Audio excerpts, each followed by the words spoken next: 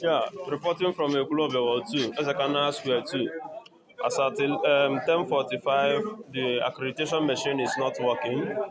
The next staff, they are trying to reach out to the ICT members.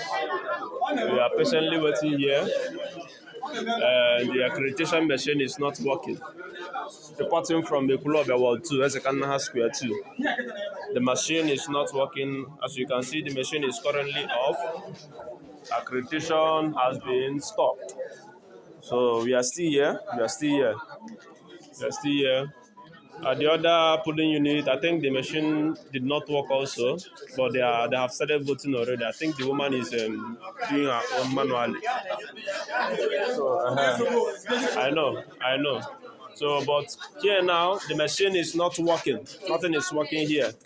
You can see the INEC person said the person is coming, but the machine is not working as at 10:45. The machine is not working.